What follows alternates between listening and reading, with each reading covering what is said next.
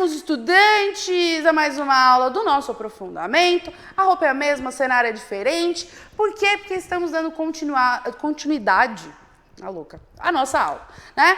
Então, na aula passada, eu já tinha dado leves spoilers do que seria a aula de hoje, né? A gente falou um pouco sobre a teoria do Bauman e hoje a gente vai falar um pouco sobre a teoria da Judith Butler, né? Que também é uma socióloga muito importante, né? Principalmente para a sociedade contemporânea. Ela tem trabalhos incríveis. E lembrando que, mesmo do Bauman, que a gente falou na aula passada, da Judith Butler, ou qualquer outro teórico que a gente trabalha aqui, é importante dizer que a gente está falando sobre um recorte, a gente está falando sobre uma parte disso. Muitos deles têm trabalhos muito maiores, até outros trabalhos, e a gente espera que, né, vocês vendo isso também desperte um interesse para que vocês possam conhecer um pouco mais sobre eles, mas que pelo menos vocês tenham algum contato com essas teorias maravilhosas. Antes da gente começar a falar de Judith Butler, nossa amiga, nossa parceira, né, vamos fazer aí o quem sou eu, onde estou, de onde nós viemos, né, que vai aparecer para vocês aí na tela. Então, estamos falando do nosso aprofundamento, que é o superar desafios de humanas, a unidade curricular no mundo, tudo está interligado, e o componente curricular é o cultura e sociedade. Lembrando, estamos na atividade 2, sistematização 2.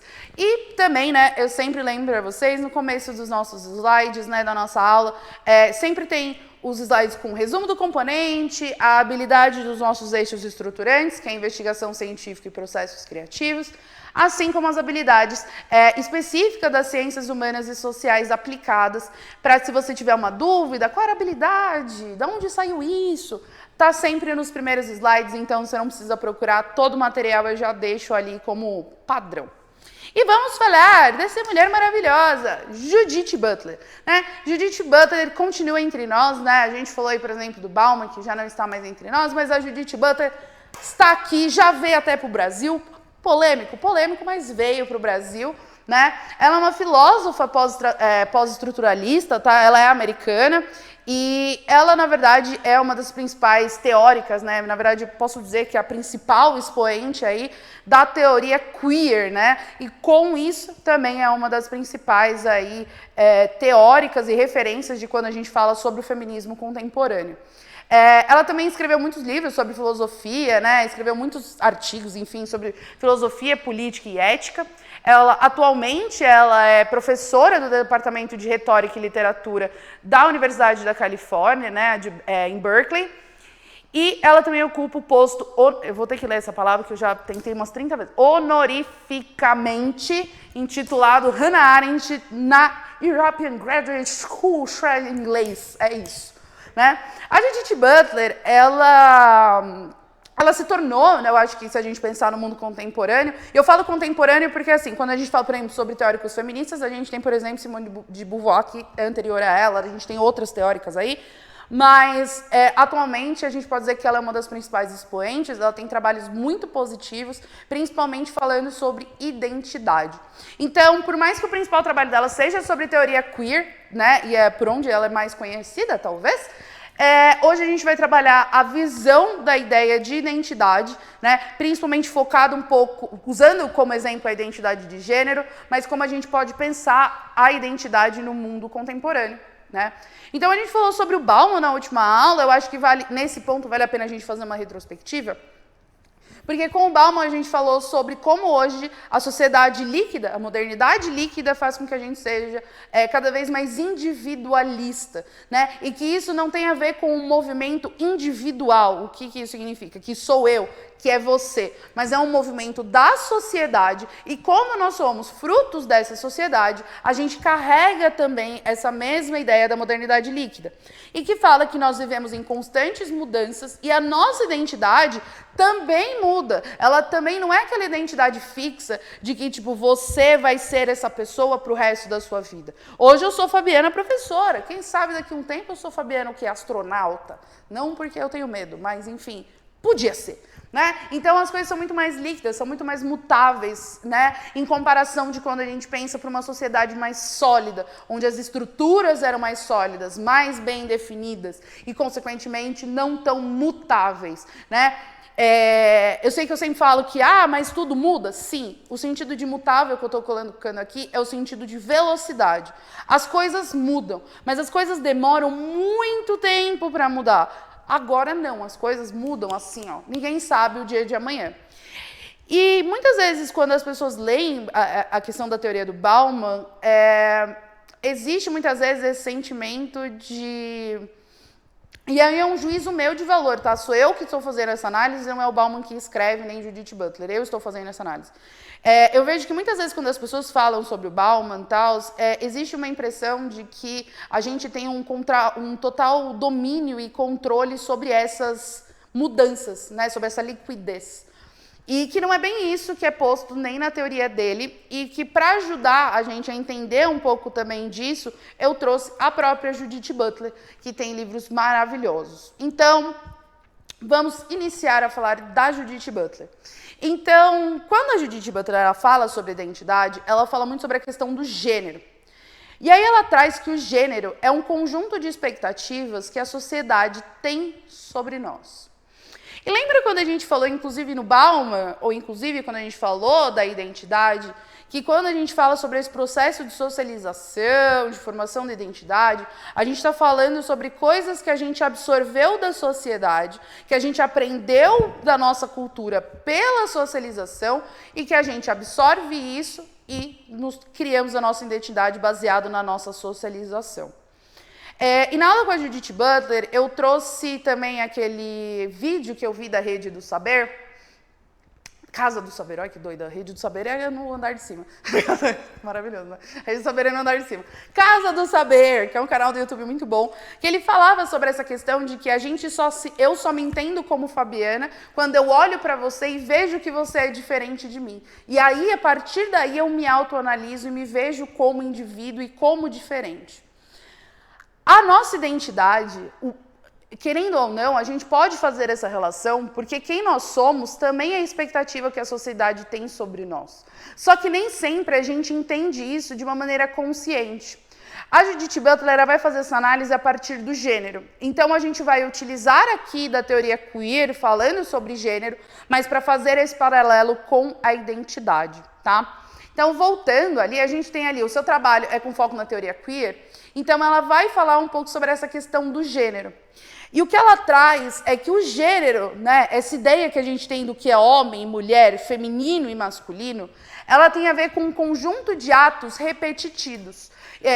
E eles são repetidos em que momento? Quer dizer que eu faço todo o tempo? Não. Que a sociedade repete ao longo da história. E eles são controlados por uma estrutura rígida e controladora, que vai cristalizar esses modelos para que eles vão gerar uma sensação de substância e naturalidade. Sabe quando a gente fala sobre aquelas utopias? Tipo, sei lá, Admirável Mundo Novo, 1964, umas coisas assim, né? Porque a gente fala sobre essa distopia onde o governo... que no caso dos livros é o governo, tá? Então vamos pensar assim. Onde o governo cria uma maneira de manipular as pessoas, onde elas não veem que elas estão sendo manipuladas. É mais ou menos essa ideia, só que quando a gente fala da estrutura social. Sabe quando a gente falou para vocês na primeira série, e a gente continua pentelhando vocês, falando que a gente precisa desnaturalizar o olhar, porque a gente crê que várias coisas são naturais, e que elas são assim, e que, da onde você tirou? As coisas são assim, elas sempre foram assim e sempre vão ser. Isso é o que ela coloca dessa estrutura rígida e controladora. Porque é uma estrutura, não é uma pessoa, não é um prédio, não é uma coisa palpável. É uma estrutura que existe ao nosso redor. E que ela é uma estrutura que é muito rígida e controladora. Mas ela te controla pela lei? Às vezes a gente pode colocar pela lei. Mas ela muitas vezes te controla pelo julgamento, ela te controla pela crítica, ela te controla te falando que você está num lugar que não te pertence. Por exemplo, eu sei que a gente já usou esse exemplo para falar de outras coisas, mas eu acho que é um exemplo válido agora. Então, vou para a praia. Marquei uma viagem para a praia, vai todo mundo que está aqui para a praia, vamos pegar busão assim que acabar a aula. Só que eu vim de longo. Eu vim de longo, salto alto, fui no cabeleireiro, na cabeleireira Leila, fiz ali, ó, uma escova, laquê no cabelo, a maquiagem tem 4 dedos de base e eu vou pra praia. Chegamos na praia, só estou eu na praia, assim. Por quê? Porque todas as pessoas, ninguém disse pra você que você não podia ir de longo na praia. Ninguém disse. Né? As pessoas elas falam assim, mas leva uma roupa mais leve. Mas às vezes eu acho que um vestido longo é leve. Às vezes eu acho que um vestido longo me deixa confortável. Ou um salto alto. Se eu for pra praia assim, todo mundo vai olhar pra mim. As pessoas vão me julgar. As pessoas vão me fazer me sentir desconfortável na situação em que eu estou. Só que quando a gente fala de lugares, quando a gente fala de uma formatura, quando a gente fala da escola, a gente está falando de instituições que têm as suas próprias regras para melhorar o convívio entre as pessoas, né? Para a gente estabelecer uma normativa. É como se isso fosse aplicado dentro da sociedade, por essas estruturas que são rígidas. Se eu saio daquele padrão, eu sou vista de maneira negativa e muitas vezes eu não me encaixo. Muitas vezes, se você não está dentro daquele estereótipo padrão da sociedade, ninguém falou que alguém não pode contratar uma pessoa, sei lá. Vamos jogar aqui os preconceitos na cara, porque é sobre isso. Não existe nenhum lugar escrito que nenhuma empresa, por exemplo, deve contratar pessoas trans. Não existe uma lei, não existe uma fala sobre isso. Não existe uma regulamentação que fale que as pessoas trans elas devem ser excluídas. Isso não existe. Mas existe uma estrutura dentro da sociedade que pega essa pessoa trans e fala, você está errado. Você está num não lugar. Esse não é o seu lugar, porque o seu lugar é aquele ali. A roupa que você tem que usar é aquela. O papel que você tem que ter é aquele. Você não quer? Então tá bom. Se você não quer, você não vai brincar com a gente. Então essa pessoa é negada, por exemplo, oportunidades de trabalho. Ela é negada oportunidades até de estudar, de várias coisas. E aí essa pessoa, ela é vista como a diferente. Então, eu estou cumprindo o meu papel natural. Eu estou cumprindo o papel que eu deveria estar cumprindo. Eu estou sendo uma pessoa. Agora, ela, né, ou ele, enfim, né, uma pessoa trans, essa pessoa trans, não, ela não está cumprindo o papel. Ela, na verdade, está sendo rebelde. Rebelde. Ela está fazendo algo que ela não deveria estar fazendo. Então, quando a gente fala que existe uma estrutura rígida, reguladora e que cristaliza esses modelos, é porque qualquer coisa que é feito fora desses modelos, existe uma punição. E essa punição, que é o importante, é a gente entender que essa estrutura, ela não é uma estrutura legal, ela não é uma estrutura que é uma pessoa, que é, sei lá, uma empresa, um prédio que você entra e resolve. Tipo, o governo, eu vou entrar no governo e eu vou fazer uma lei antirracista. E acabou o racismo. Fizeram isso em 88. Eu, Fabiana, não vi. Não vou dizer que não melhoraram várias questões em relação ao racismo, que seria também da minha parte ser muito desonesta. Mas, assim, isso quer dizer que o racismo acabou? Não. Por quê? Porque o problema do racismo é estrutural. Quando a gente fala de racismo estrutural, quando a gente fala de homofobia estrutural, é isso. Não é uma instituição que determinou isso. Não é uma pessoa que falou, gente, é assim e acabou. Existe uma estrutura que vai fazer com que essas regras, essas imposições, esses modelos sejam cristalizados, rígidos e sejam regulados.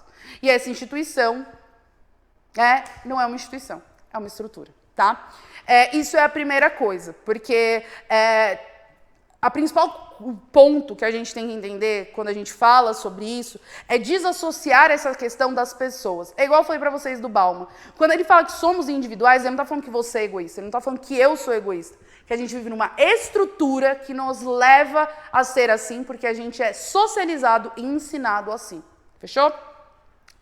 E aí, o que ela traz, né, que vai aparecer aí pra vocês? Ela fala que os papéis de gênero, eles são passados pra gente, ensinados, como um determinismo. Que a gente... O que é o determinismo? Quando a gente fala de determinismo geográfico, é a gente dizer que a geografia determina... aonde você nasceu, geograficamente, determina que você vai ser. Quando a gente fala de determinismo biológico, a gente está dizendo que, tipo, só por eu ser mulher... que por eu ser mulher, eu sonho em ter filhos. Só porque você nasceu homem, você é assim. Eu sou mulher, eu tenho... Adoro esse negócio. Mulher é multitarefa. Homem só pode fazer uma coisa só. Isso é um determinismo biológico. Isso é verdade? Não. É muito fácil você dizer para mim que eu, Fabiana, enquanto mulher, sou multitarefa, sendo que quando eu estava brincando quando criança e eu tinha uma boneca, alguém ficava para mim, alguém, na lei ia ser minha família, óbvio, né? Chegava para mim e falava assim, mas ó, você tá com a bebê no colo, mas você tem que dar papá para a bebê. Você já viu se ela tá com a fralda suja? Ela tá chorando? Então, tipo, eu não estava segurando um bebê. Eu tinha que me preocupar em 30 coisas com esse bebê.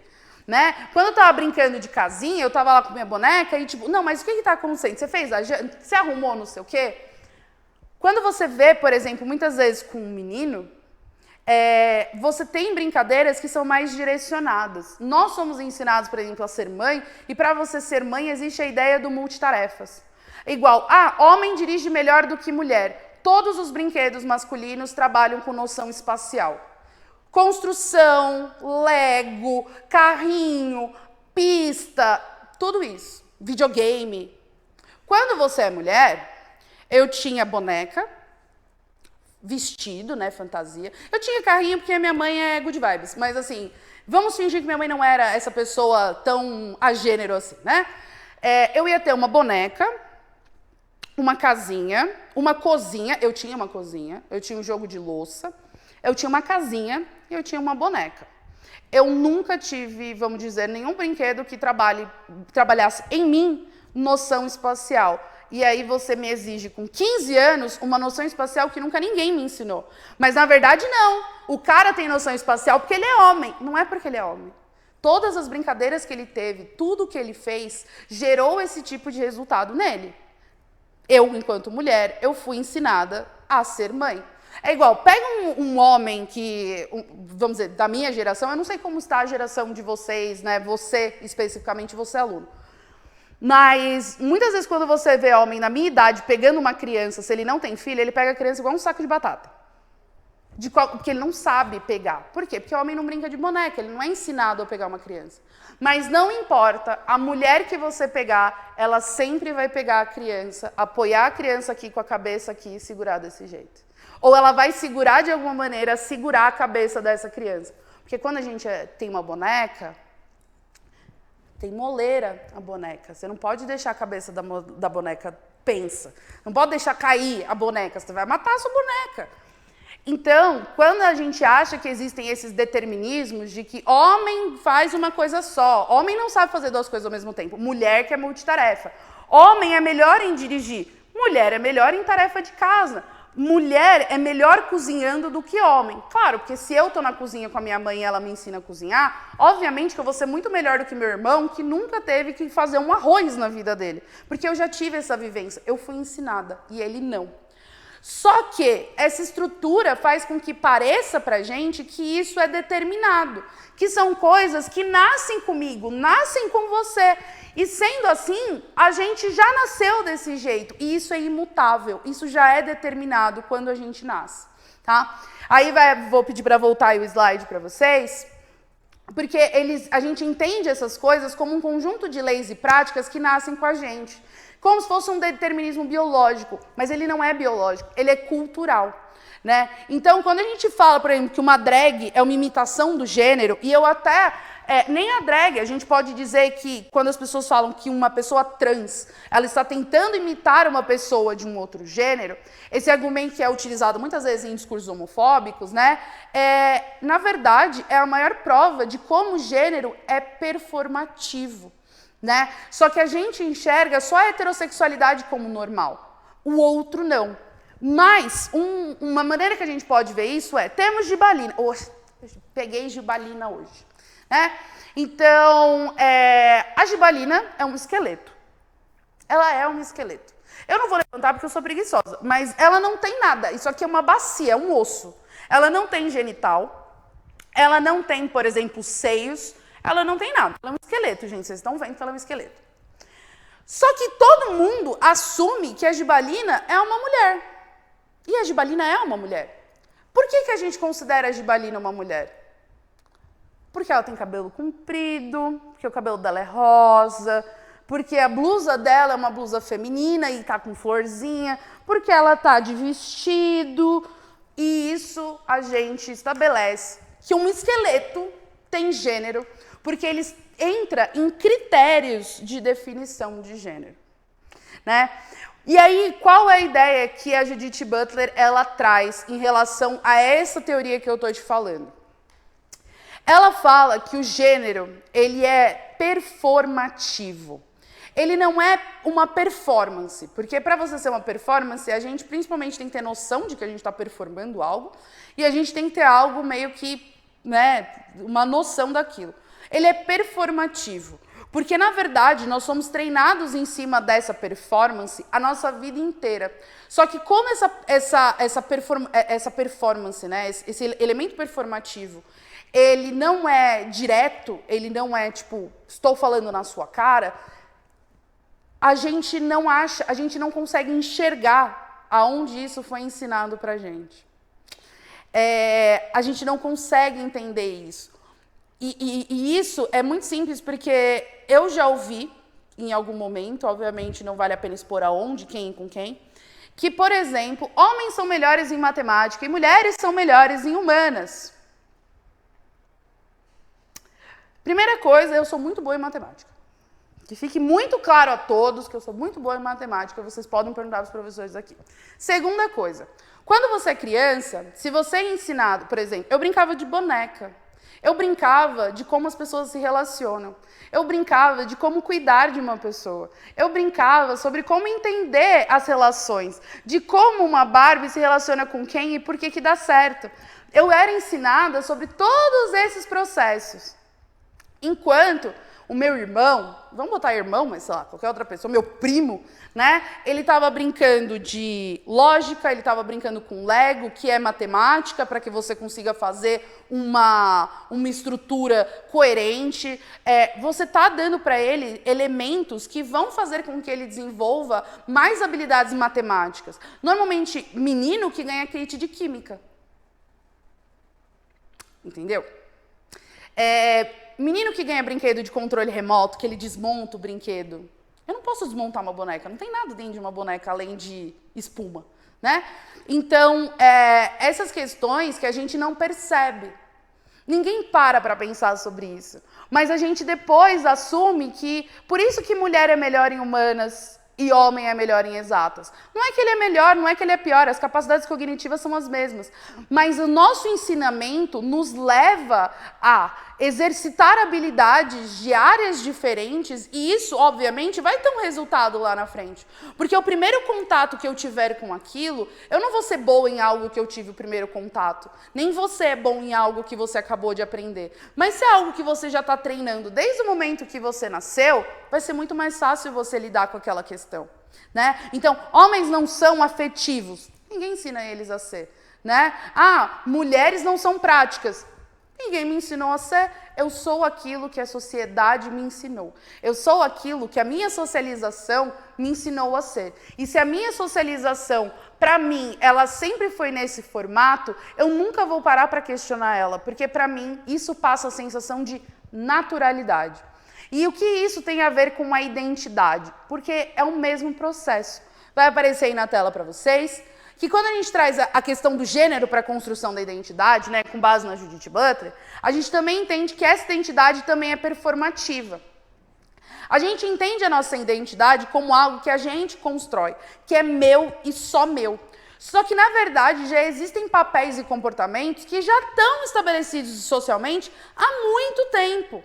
E todos aqueles que fogem do padrão ou não seguem esse padrão, eles vão ser excluídos. Então, quando a gente fala que, tipo,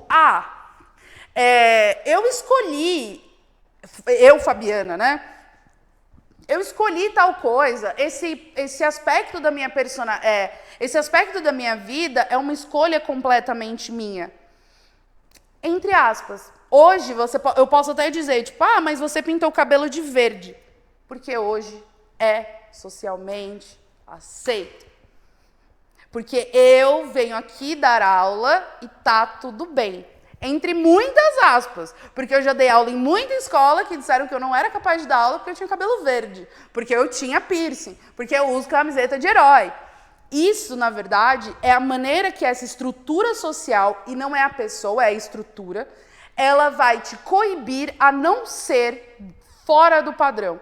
Só que hoje, ter tatuagem, ter piercing, ter essas coisas, é algo socialmente aceito. Pelo menos mais socialmente aceito do que era há anos atrás. Então, eu tenho essa impressão de que tá tudo bem. Mas talvez há anos atrás, se eu tivesse esse tipo de comportamento, eu seria excluída da sociedade. Então, se a gente entender que a nossa identidade, a maneira com que a gente enxerga as coisas, também não é só uma questão nossa, como o Bauman fala, individual, esse fluxo. Não, ela é esse fluxo, mas também porque a sociedade traz para você isso já pronto. Quando eu nasci, já me ensinaram exatamente os papéis que eu tinha que cumprir. Só que a gente interpreta isso como um fluxo natural. Se todo mundo faz, quer dizer que é assim, e é naturalmente assim. Mas não é. Então, a nossa identidade, ela também é moldada por aquilo que a gente vive. Ela é moldada por todas as estruturas sociais que trazem para a gente essa concepção do que é certo, o que é errado, o que é permitido, o que não é permitido, o que é socialmente aceito e o que não é. O julgamento da sociedade sobre nós é o que muitas vezes é motivador de escolhas, né? Ou não de escolhas, ou de imposições. Então, é entender que esse processo de performance, essa performatividade que a gente tem, essa performance que eu tenho aqui enquanto professora, falando para vocês, esse é um papel que a sociedade determina de educação hoje. Eu já ouvi muitas vezes da minha mãe ou de outras pessoas que tipo, mas quando você entra na sala, os alunos não se levantam? Eu falei, normalmente eles estão em pé na porta, mas não é me esperando. Aí ela, gente, mas no meu tempo, quando o professor entrava na sala, tinha que todo mundo levantar. Quando o diretor entrar na sala, todo mundo levanta.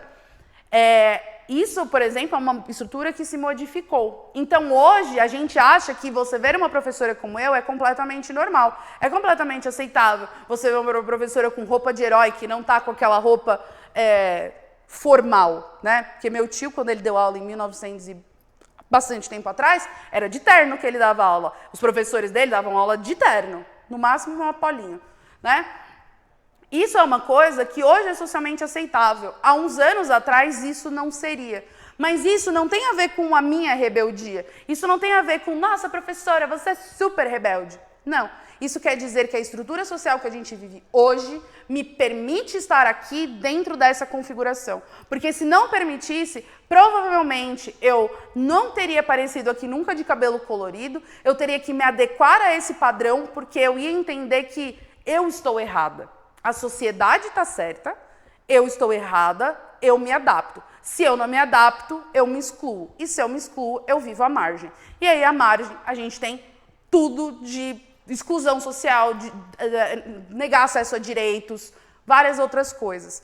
Então, mesmo que a gente entenda que a nossa identidade ela é líquida, e ela que a nossa identidade ela muda ao longo do tempo, e ela muda, ela ainda assim ela muda dentro de um espectro de coisas que te dão a possibilidade de mudança. Quando a gente fala... E aí, por isso que eu até utilizei da teoria queer, porque a gente ouve muito esse negócio de que, tipo, a homossexualidade é um fluxo recente. Antigamente, as pessoas não eram homossexuais. Elas eram. O ponto era, a sociedade não permitia. E para eu me enquadrar na sociedade, eu tenho que representar o papel que a sociedade me exige. Então, eu vou ser outra pessoa e eu vou performar outra coisa. Só que a maioria de nós performa sem a consciência dessa performance. Porque a gente acha que, na verdade, isso é um processo natural e não um processo performático. De que tudo que não deu certo, a gente tira da performance e só manteve o que deu. Isso é a parte onde a gente peca. Não é que a gente peca, né? Não tem como você saber, ninguém tem uma bola de cristal. Mas esse é o ponto de que mesmo quando a gente olha para a nossa identidade, ela ainda está subjugada à estrutura social da onde a gente vive. Você aqui no Brasil tem possibilidade X que a sua cultura permite. Você na Índia tem possibilidades Y, que é o que a sua cultura permite. Quando você vai para os Estados Unidos, você tem Z do que a sua sociedade permite. Então, é a gente entender que essas esses processos que a gente acha muito simples e que a gente tende a julgar as pessoas porque na nossa cabeça são simples, na verdade são bem complicados e bem complexos estruturalmente, tá? Só para terminar, que na verdade meu tempo já estourou, o pessoal já vai me matar aqui, as orientações dos estudantes, eu coloquei o livro da Judith Butler, da onde a gente fala sobre isso, que é o Poema de Gênero, Feminismo e Subversão da Identidade. Tem esse maravilhoso artigo aí do Flávio Firmino e da Patrícia Porchat. Recomendo que vocês leiam, é um ótimo resumão da Judith Butler. E tem a nossa proposta para encerrar a nossa atividade. Eu já me estendi muito, eu espero que tenha ficado claro, que vocês tenham curtido a aula. Não esqueçam de avaliar, dar o feedback de vocês, se vocês curtiram, se está claro, se vocês estão gostando, para que a gente possa sempre melhorar. E até a próxima aula.